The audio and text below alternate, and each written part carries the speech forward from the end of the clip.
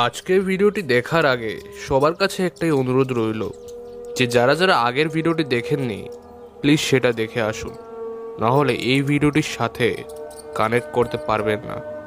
Because এটা ভূত verse, একটা গল্পের সিরিজ। লাস্ট গল্পের প্লেলিস্টের লিঙ্কটা ডেসক্রিপশনে দেওয়া থাকবে।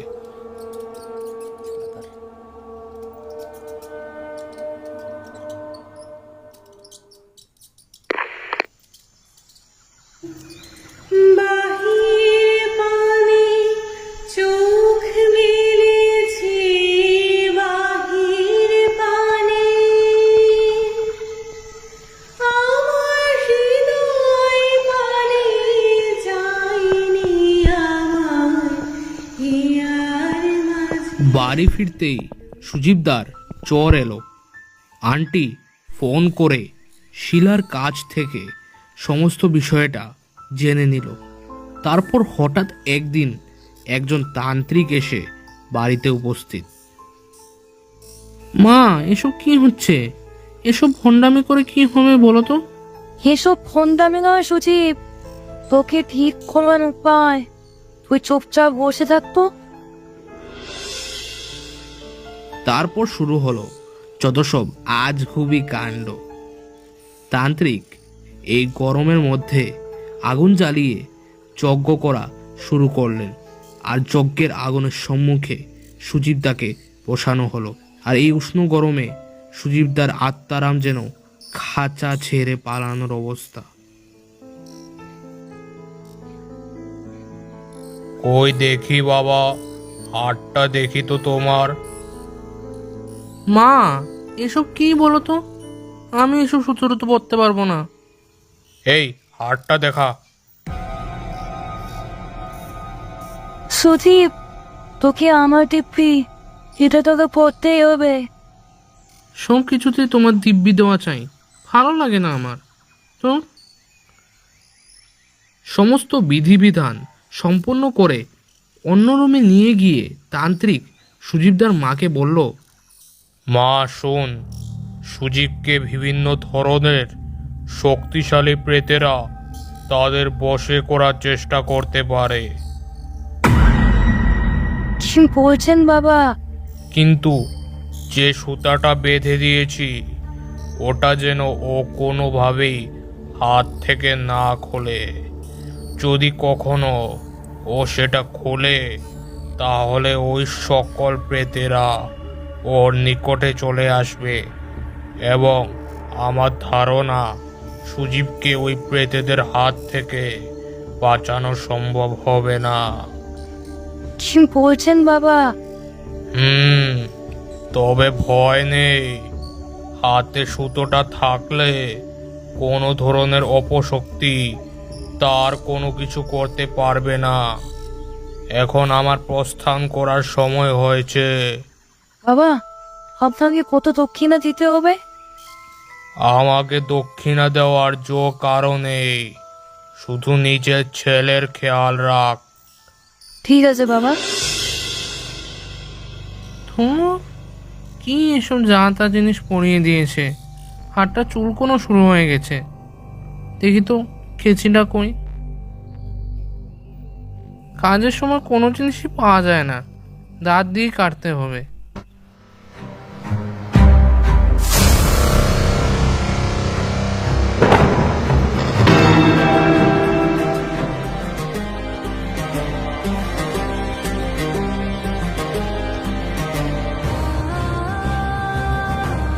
দাদা, কে কে?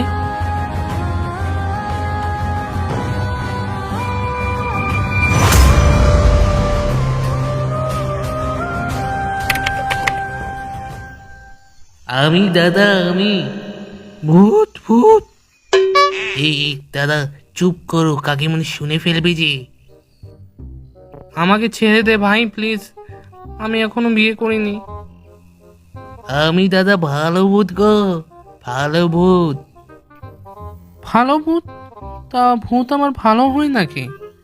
হ্যাঁ দাদা, হ্যাঁ, ভালো ভূতও হয়। যদি বিশ্বাস না হয় তাহলে তোমাকে একটা গিফট দিচ্ছি, দাঁড়াও। গিফট? কি গিফট?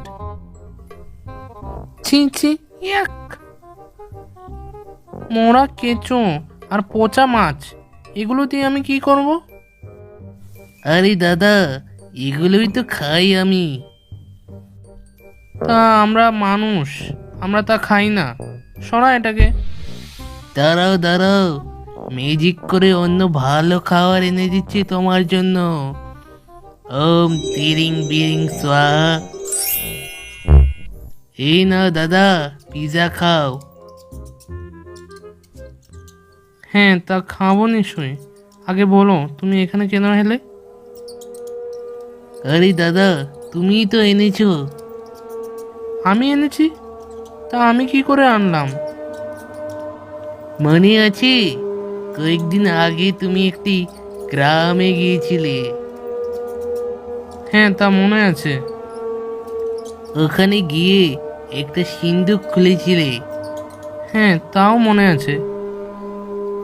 তারপর ওখানে একটি বই পেলে, ওটা মনে আছে কি?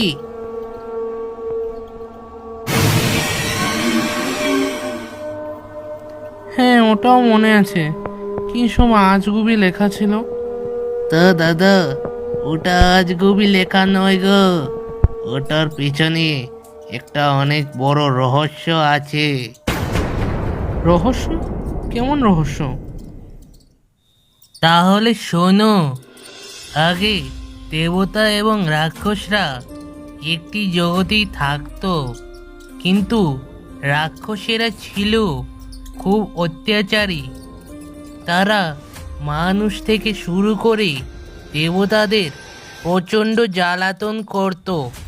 তখন এই অবস্থা দেখে সকল দেবতারা ভগবান মহেশের কাছে গেল।